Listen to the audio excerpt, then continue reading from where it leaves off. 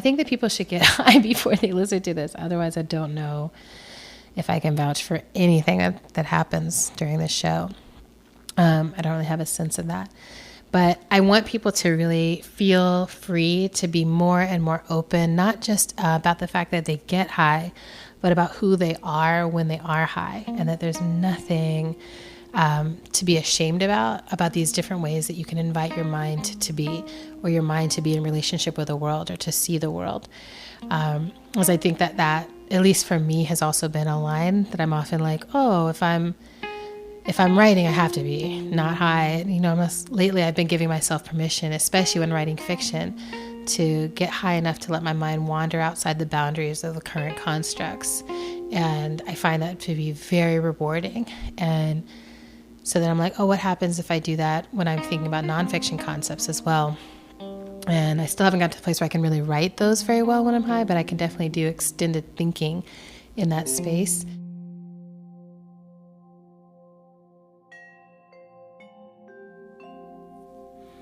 All right. So this is Adrienne, and I am high.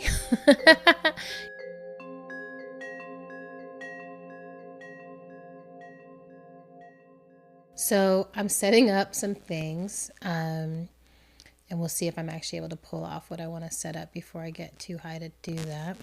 So my dream is that I have Planet Earth 2 just visually on in the background, because that's one of the things I love, and on a different device that I have Beyonce's Coachella performance. Put your hands together like this. So that I'm just sort of sitting between two kinds of excellence as I move through this conversation / basically an interview. Adrienne, Genjo and I have some questions for you, and we're going to ask them one at a time. Which peanut butter is the people's peanut butter? Chunky or creamy? I think creamy peanut butter is definitely the more accessible peanut butter. It feels like the peanut butter that, whether you're young, whether you're old, whether you have your teeth or not, like if you're a dog, you can have creamy peanut butter and enjoy it. I think chunky peanut butters, it's fine. It takes work. But it also feels like if you're trying to just get a sense of food and you're not really able to eat the level of food that you want, then chunky can do some good things. I think the fine point in here is freshly ground peanut butter is actually that jam. It's really delightful and so good. And it can feel like it's tending towards chunky because it's just got that thickness. So that's really the people's. And I feel like that's the one that we have to learn how to do when the apocalypse comes, is it's not going to be about creamy. It's just going to be there's some nuts, y'all. Let's put these to use.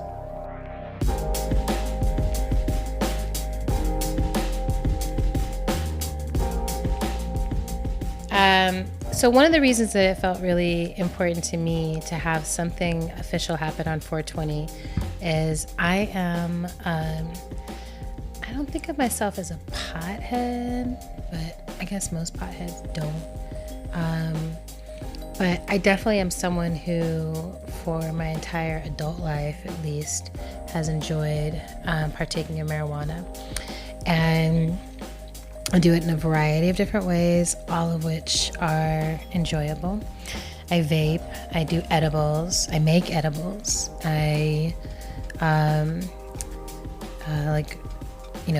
which means I make butter, and then I make that butter into awesome cookies and stuff like that.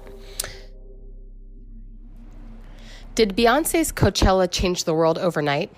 And in what way? Beyonce's Coachella performance, or Beachella, as we will now know that night. Well, the thing that's interesting, I guess this is interesting, is 420 is on a Friday, and I believe the next day she's going to perform at Coachella again. So this question of does it change the world overnight? Absolutely it changes the world overnight, because there was a huge number of people. I would bet there were a huge number of people before Saturday night happened who didn't know what Coachella was, right? Like, you may have heard, like, oh, Beyonce's performing at Coachella, but basically it's just a music festival. Like, who cares, right?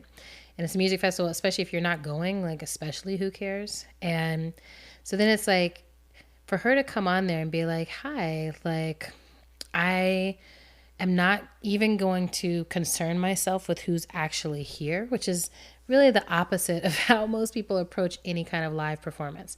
Like, most of the time you're like, oh, I'm in this city. And even Beyonce does this. Like, every city she goes to, every place she goes to, she's like, hi, this place. Like, when she came to Detroit, she's like, hey, Detroit, like, here's my Black cultural references, Motown Museum. I know what Detroit is. You know what I'm saying? Like, she had a real sense of place being important. And the people she was talking to is like, this is a Black city. It's a mostly Black audience. I'm here for it. I'm paying attention to it. And then Coachella is like her being like, yeah, no, y'all are not who I feel like interacting with right now. Like, you can be here for sure. You can watch me do this. Absolutely. But this is not for you. This is me using the resources of Coachella to reach a huge global audience of people who've never heard of Coachella, but will break their backs and do everything they can to figure out how to watch me do anything. Y'all remember this song? Sing my name, say my name. No one is around you. Say, baby, I love you. You ain't running. Basically, she just did a live best hits visual album for us. And by us, I mean for Black people who either went to a historically Black college or university or strongly identify with it with them. Because I don't think I think all of us are like, did we even go to college? So yeah, I think she changed the world in that way. I also think, like, I keep watching the performance over and over again. It's very, very rich in a very, like, in a way that I think is, like, to me, true to Beyonce, which is like, I'm not surrendering any complexity here. I want to bring my whole self in, and I want to read something that my friend Celeste, let's see if I can find this. My friend Celeste is hilarious, and Celeste and I like to think of us as being, like, way ahead of the game when it comes to, like, publicly loving Beyonce, shamelessly loving Beyonce, and loving her as, like, Black politicized women, and not, like, really being here for or that interested in the whole, like, respectability politics, that knee-jerk reaction, or, like, you know, oh, she's a capitalist, and it's just like everyone is living inside of capitalism, and she is succeeding. She is succeeding at life. She is succeeding at being an amazing performer who is complex and, like, transforming herself and growing up in front of us. And the way, yeah, anyway, I just, like, there's for us, we have found plenty of room for her to, wait, I gotta sneeze. Whoa. All right. So anyway, there's plenty of room for Beyonce's growth. We're really interested in here for Beyonce's development, and have been for a while. And so she and I are like, you know, by the time Lemonade came out and everyone else was geeked out, we were able to just sit with each other and watch that, knowing, like, we were ready for this. We were expecting this. Like, our minds are not being blown because we're surprised. Our minds are just being blown because we're being so deeply satisfied. So I want to read you this that she posted. She said, I can imagine Coachella's reaction when Beyonce came to the meeting, like, I've been dreaming while these babies grew in my belly. This is what I want. Coachella. That's half the budget for the entire festival. B, I said this is what I want. B, staff. So how Black should we make this? We made a list of options like HBCU homecoming, Fela, Black Power, or Ancient Egypt. Let's do all of it, plus the anthem. B, staff. You know, Coachella is mostly Caucasian. Solange interrupts. She said all of it. That one staff person. The crowd won't get it. B, We'll bring our own crowd and put them on stage. Tell Coachella to increase the budget again. We need 100 people in costume. Miss Tina taps that staff person. Oh, let's talk outside. Oh, don't be worried, sugar, but bring all your stuff with you. And then B, how many black styles of dance can you fit into 2 hours? Frank, Jaquel, and the choreographers. All of them. And it feels like that to me. This is this year of doing that repeatedly, of being like, we're going to offer a complex, thick, very rich, like kind of blackness. So it's not, you know, we talked about this with the Black Panther episode, I believe, that it's not like minstrel show blackness. It's not like a flat blackness. It's not like blackness in performance of blackness or for others, but it's really like, this is the huge full realm of our possibilities, and there's tons of stuff. You're gonna have Beyonce reframing her own work, Drunk in Love, by putting in the middle of it a gorgeous pair dance to Nina Simone's Lilac Wine, which is all about drinking more than you want to drink, in a state of deep loneliness and deep longing and loss, right? And then like having that in the middle of the song where we would normally have Jay-Z's verse, and we know Jay-Z is there and he could come out and do his verse. She's like, no, that time has passed. For right now, we're doing this. We're talking about the complexity of love, the complexity of loss, the complexity of grief. She does that. She's got the step teams coming out there. She's got that gorgeous, thick sister with the batons rolling those things around. She's got herself doing a split on the bleacher for Partition. I mean, there's just like, you know, moves on moves on moves, and just the ridiculous shape that she's in, you know, like to do an hour and 45 minutes where she took very few breaks. And during those breaks, she's changing her clothes and her nails. You know, Kendrick Lamar just won the Pulitzer Prize for the album Damn, which I'm like, yes, I'm here for it. And I had the thought that like, if we're giving out awards for like people doing, you know, like what they're actually doing, and we're just like, can we name what they're actually doing? Then I think Beyonce should get like an Olympic gold medal. And Celeste, I floated this idea to Celeste. She thought we could also see her get like a Nobel Peace Prize for just the way that she's, you know, moving love beyond borders, and particularly generating in the world love for Black people and Black culture, which that it's immeasurable, right? What happens when people start to be like, oh, this is of value to us beyond monetary value. Like there's something here that nourishes us. I mean, it's been deep, you know, it's deep to figure that out, because I'm like, it nourishes y'all, but like, it's not necessarily for you. Like I saw something today where some like white folks were spreading the word about let's build Wakanda. And I had a feeling, you know, I was like, well, you know, there's also something about like Black folks producing things for other Black folks, and it can be loved and acknowledged and celebrated by other folks. But I'm just interested in this question of like, you know, like Wakanda is a space that Black folks generate, and it's safe in part because there's not a white presence there. And then from that place, there's relationship building and shaping of the world that can happen, you know, in this fictional world, right? Beyonce is a real world. And I'm like, as a real Black woman, like there's stuff that she's offering to other very real living Black folks that we need. And I appreciate that she doesn't shrink any of it, doesn't water any of it down.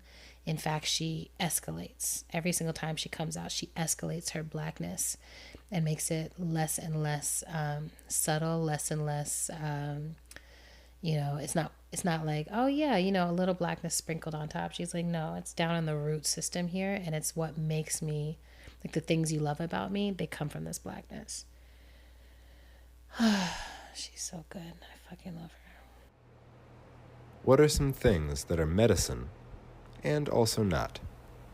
Ooh, so part of what I wanted to do this show high was to say, I think that weed is medicine. I really do believe it's medicine. I don't believe it's always medicine.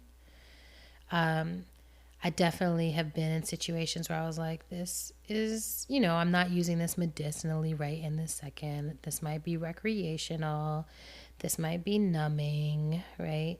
I'm not closed to, or I'm not above the perceptions or knowledge that weed is not always medicinal. And I will say that the majority of ways that I have found myself using it are medicinal. I have this amazing cannabis salve called After 5 salve that my friend Caitlin Sislin creates. And it doesn't really get me high, but it does like make my body relax in this way that's like dope. So I rub that all my arthritis places, like my knees and on my hands. After I wrote the book, I was like, I need this salve all over my arms and hands and fingers because I wore it all out. And then there's, like the way that my back hurts, the way that I cramp during my period, like weed is definitely the best medicine in those spaces. I think it's deep that for years, the place where I heard of people ingesting weed in publicly acknowledged ways was folks who had cancer. It was like, well, clearly this is the best medicine. It does the most pain relief and nausea relief. So in those ways, I feel it's medicine. I also feel like it can be really medicinal for the mind. And for someone like me, I smoke it because I'm a worker and I have a tendency towards workaholism. Like it's very easy for me to wake up in the morning with work kind of ideas in my head. Especially because I do work that I fucking love now. So it's very easy for me to like wake up in the morning and be like, oh, here's an idea. Here's some writing I need to do. Here's like something coming up for an agenda I'm developing, and just work from the moment I wake up till the moment I go to sleep without really noticing, pausing, breathing, being able to be still, being able to disconnect from contact with others. So for me, when I get high, it's a way to say to my brain, like, oh, you don't have to be on right now. You can think thoughts that are outside of anything that you're producing for other human beings. And you can just sort of drop in, tune in to, what else is magical in the universe. This is why Planet Earth is like my jam, because I watch it, and when I'm feeling really hopeless about the world, I get a little high and I watch Planet Earth and I remember, something about it allows me to relax enough to be like, oh, right, I'm connected to those things. Like, I live on this incredible planet with, bioluminescent beings and penguin daddies that are like, traveling thousands of miles basically over the course of a season to feed their young. And, I live in a world of little magical monkeys and magical mushrooms, and like it's actually not a bad world. Like maybe our species isn't doing so great at kicking it, enjoying it, loving it, letting ourselves land and be a part of it, but that doesn't mean we're not a part of it.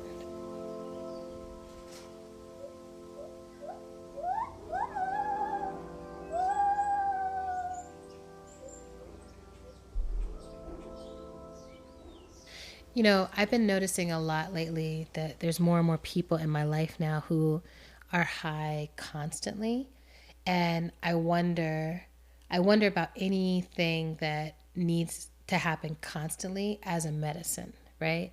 Like I wonder about this with like even antidepressant drugs or, when folks are like giving their children Ritalin or anything like that, that I'm like, you have to receive this every single day. Then it feels like, it's almost like this is something I'm bonding with my system and managing my system with. But I think of medicine as like, here's something that heals, that shifts me in a way that heals. And so, it's interesting to me always to think of like, what are substances that become a ritual of life, like a daily need versus something that's a substance that we're using for the sake of healing. And then, but then I think it's also this question of like, what is healed? What is healing? And, there's medicines like the ones my dad has taken since his heart attack that help him live, right? And I understand that like the daily taking of those is really crucial for his well-being. But that's one of the things I wonder about a lot is like, what's the distinction between medicine and numbing?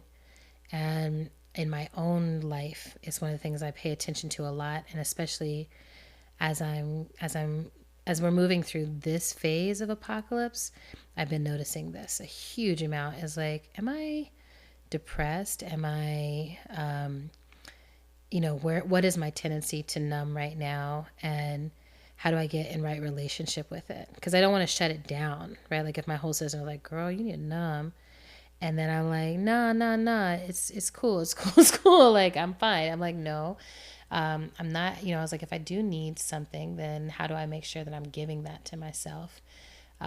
Even if it is numb time or, a year without my glasses, which I've done this past year, has been like, I can, I'm seeing what I need to see. I really want to, in the most visceral way, like tie myself into what's happening at the most local level and right around me, like in relationship with others. What's stopping you? Stopping me? I wonder if anything is stopping me. Right now, I don't feel like I have felt in the past very stopped by other people's expectations on my life. I have felt stopped by my relationship with my body. I have felt stopped by financial resources and scarcity thinking. But lately I've been feeling very, if not unstoppable, then like it would be really hard to stop the momentum that I've been leaning into. And I feel like part of that is because I have recognized that like it's not me. In I think the way that I was holding it for a long time. It's like I'm responsible somehow for delivering in my lifetime something miraculous or something earth-shaking or something that will help people get free.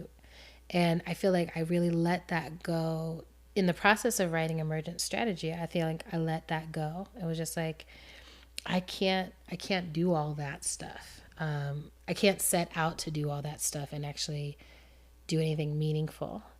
What I can set out to do is like find the places where I never want to stop and like recognize that, oh, like my gifts are in those places. I think this is true for everyone, that your gift is in the place where you are the most passionately interested, because like what it takes to actually move anything forward is that passionate obsession. I think what Octavia calls it positive obsession.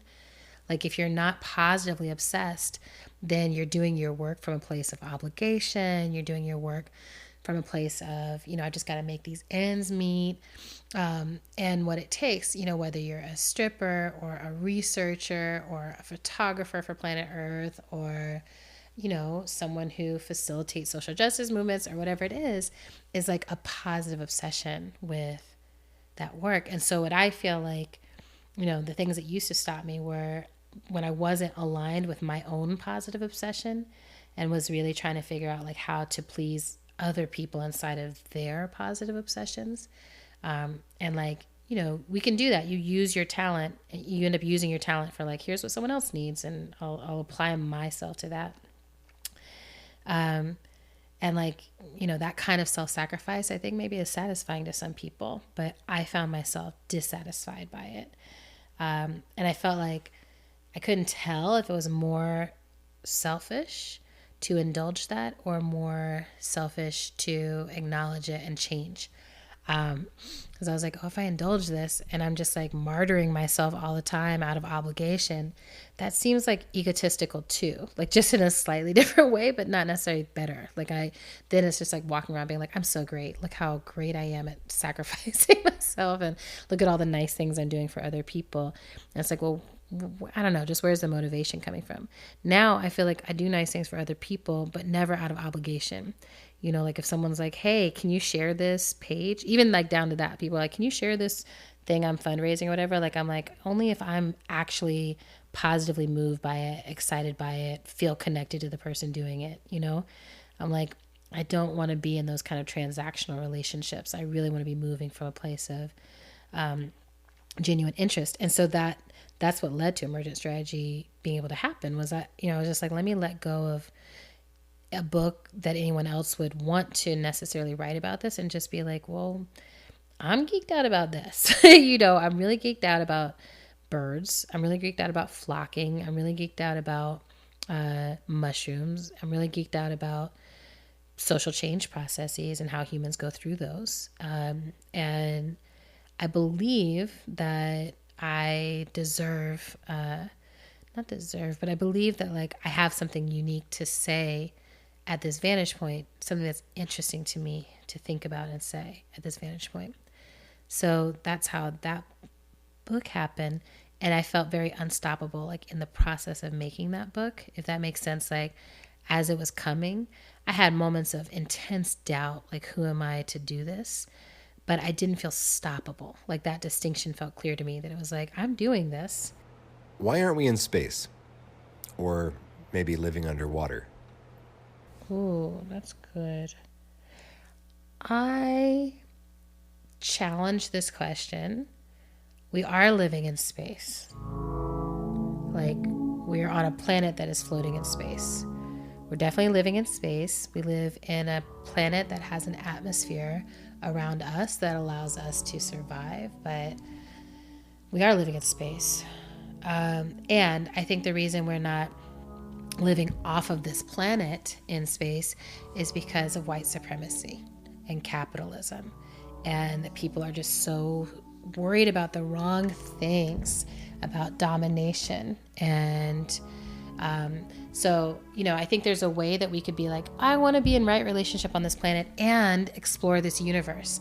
Like, I hate that it feels like sometimes those two things are juxtaposed against each other. Like, you can only love the planet or want to go to space. And it's like, I think, get you a human who can do both. I think that we can live on this planet and have really awesome space travel programs. And I think we'd be really far along with that if folks weren't always like going to war and bombing the shit out of each other in order to establish dominance over resources on this planet, primarily dominance of white men. So it's very annoying.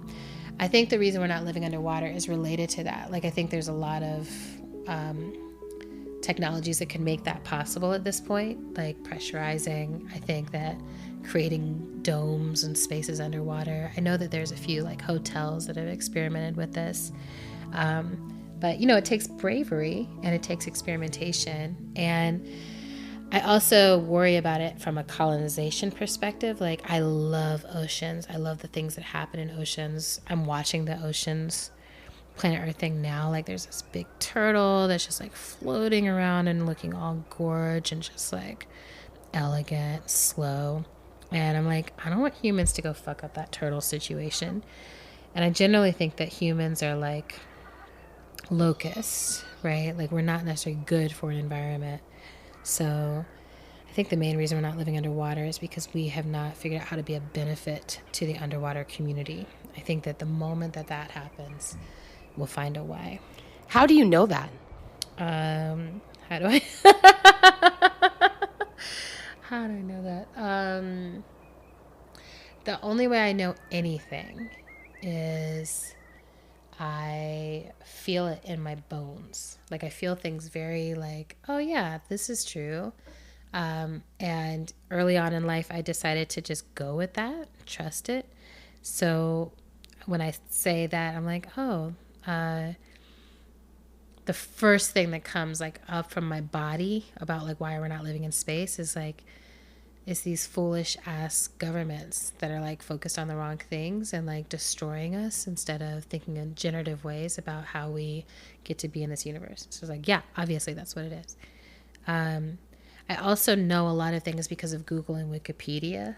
I feel like I've been an early adopter of outsourcing the things in my brain that can be held elsewhere. So I really try to use as much of my brain as possible for not necessarily original thinking, but like ideological thinking, contextual thinking, synthesizing, relationship building thinking. And if there's stuff that's like, this is history, this is factual, this is data, this is phone numbers, things like that, then I'm like, awesome. If that can be, if it can be stored somewhere in a hard drive, outsourced, like let's put it there. If it can't be stored somewhere, which so far, like my emotional processes that help me synthesize human connection can't be like stored in a hard drive. So that is what I want to spend most of my brain power on. So that's the main thing that I know, or way that I know things. Uh-oh. All right, let me drink some water. Hold on. What is your body? All right. That's what my body is. My body is water. I have a very, very, very felt sense of my body being water, that I am a fractal of the ocean that happens to be infleshed and walking around, but I get moved by the moon. I feel like a walking tide pool sometimes.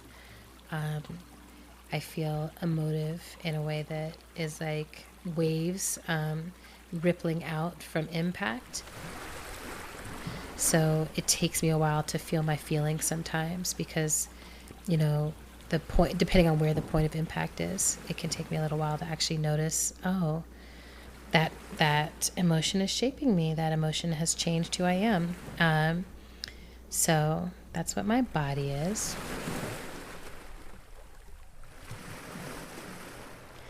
What is it that you wish a bitch would? I love this question. What is it I wish a bitch would? This is so interesting. This is so not how I think, but I'm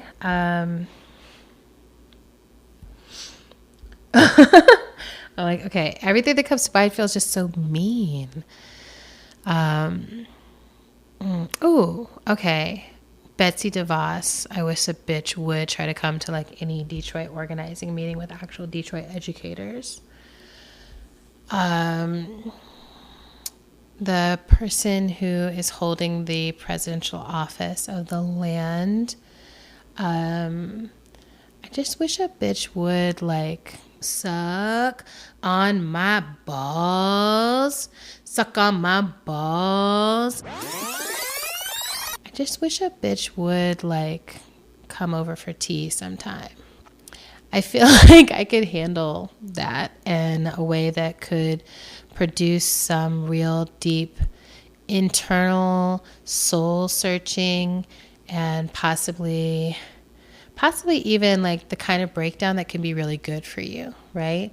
Is if I am a miracle of a being, then why am I living my life like a horrific devil dumpster fire person?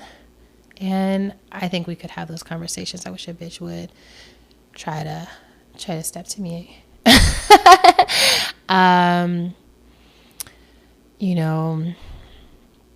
don't wish Oprah would run for president because I think she's living her very best life.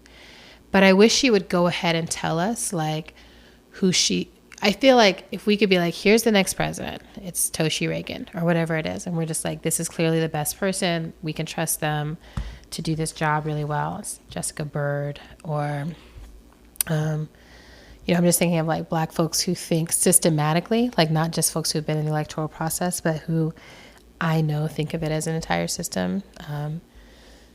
Tinjiwe would actually be freaking great as the president. Anyway, so I wish that we could go ahead and identify that person and that Oprah would just be like, this is the next president, because I do feel like that's a way that she could use her influence to make sure that the next Black president is identified. Because I actually think having that next Black, I think that's what people were doing when they were like, run for office, is saying like, we need a Black person on our horizon. Like we need someone on the horizon that we can like dream towards and start to manifest reality to attain, to elect, So I wish I'm not calling her like a bitch in that way. I'm just like, yo, my bitch, like my bitch Oprah, I love you. And I wish that you would, put, probably I feel like Tarana Burke could do this job. Like, I feel like there's so many people who are like, have the kind of organizing capacity and a capacity to like hold the attention of a lot of people without losing their integrity. And that's kind of like what this next president's going to need to have, because you're coming in after someone who's like a reality TV show star. And so they're used to having all this attention, but they use it for nefarious purposes and like generating more attention through scandal and crisis. And like, you have to have such shamelessness in order to be willing to play that game. So it feels important that we have someone come in next who's like, I don't want to play that game. Integrity matters to me. Dignity matters to me. But I can handle having a lot of attention on me. And when it comes, I just put on another fabulous gown and slay everybody. And then like, you know, support young people to do a walkout of their high school or whatever other, you know what I'm saying? Like Tarana's just like, here, I'm being a leader. I look like a 10. I'm winning. So actually, I wish Tarana would run for office. I wish a bitch would do that. What aren't you getting from therapy? We love you. I love you. So I'm not in therapy right now in the traditional way, although I am always in a somatic healing journey with different somatic practitioners. And so I'm not getting anything from therapy right now. The thing that I did not get from therapy when I was in it was support in my explorations with open relationship. I feel like my therapist was like down for everything else and down for following me through my suicidal ideation and following me through my intense self-doubt and following me through imposter syndrome and following me through exploring my childhood traumas and following me through all these different paths that were like actually thick territory where we're like, got to have a machete and like moving through like the overgrowth. Just like, what is here, Underbush? Like, what's going on? And so it's like no big deal really to then come into the realm of like relationship anarchy. But that's the place where most of my therapists are like, wait, what? You want to do what? That's insane. That's so weird to me. So that's one of the things that like, I'm glad that more and more like queer lifestyle folks are actually moving into these professional spaces, because I do think I feel like therapy has a role to play in liberating society from our shame and allowing us to move towards actual pleasure, actual satisfaction, actual authentic connections that are based on what we really long for. Like therapy is such a place to be like, oh, I'm a fucking human.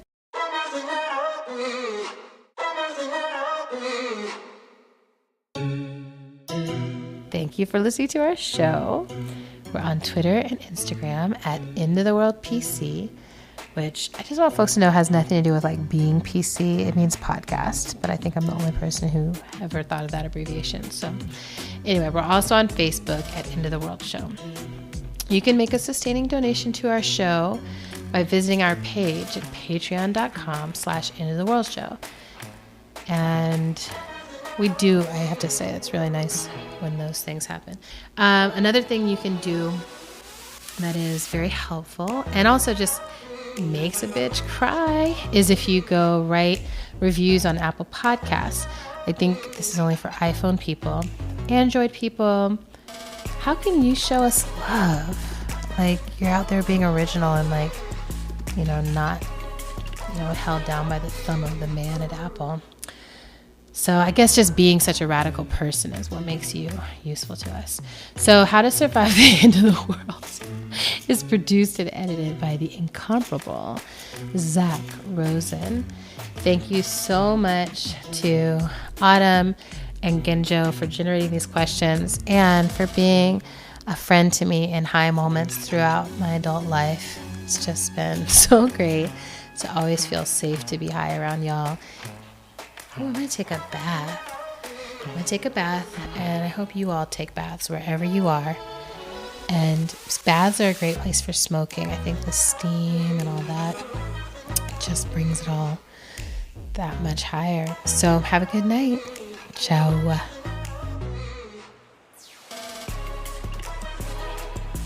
Music for today's show comes from Mother Cyborg, Tunde Olaniran, and Blue Dot Sessions.